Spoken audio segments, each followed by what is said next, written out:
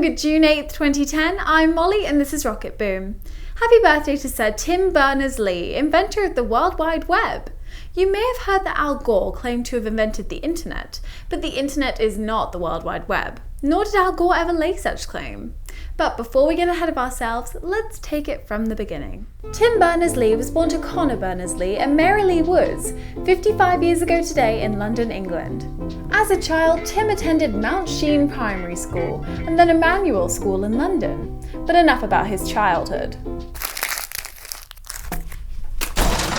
The good stuff gets going in 1980. At the age of 25, he began working as an independent contractor at CERN, the European Particle Physics Laboratory in Geneva, Switzerland. At the time, the internet existed, but there were no websites. Bulletin board systems were popular and could be accessed remotely peer-to-peer, and files within Usenet groups and FTP servers were popular and typically accessed by typing in tree structures just as they exist within a computer's file system. But the idea of linking from one document to another utilizing hypertext had not yet been realized. And that's where Tim had his work cut out for him, realizing the unrealized. While still in his first year at CERN, Tim created Enquire, a database program utilizing bidirectional hyperlinking, which became the basis of his next project proposed in 1989, the World Wide Web, folks.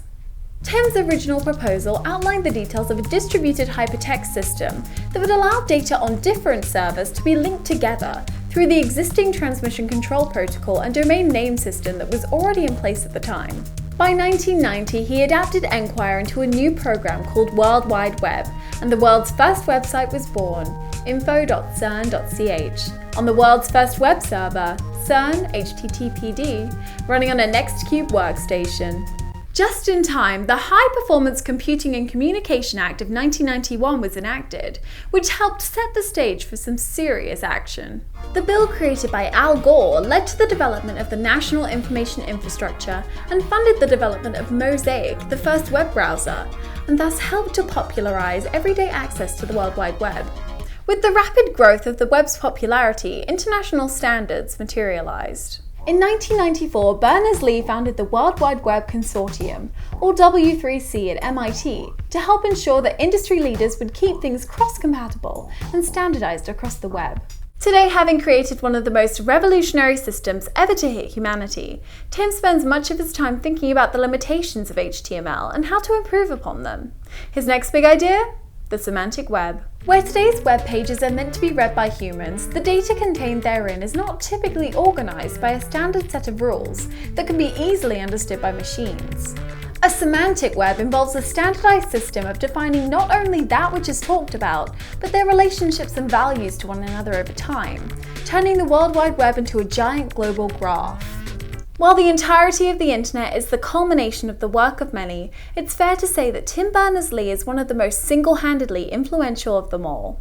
Time magazine listed him as one of the 100 most important figures of the 20th century. The Telegraph listed him as the #1 greatest living genius, and he won the Webby Award for Lifetime Achievement, all in addition to an ever-growing list of honours, including the title Sir Tim Berners-Lee, Knight Commander of the Order of the British Empire in 2004. Happy birthday, Sir Tim Berners-Lee. And also Kanye West. Without the hard work of the former, I would have far less appreciation of the latter.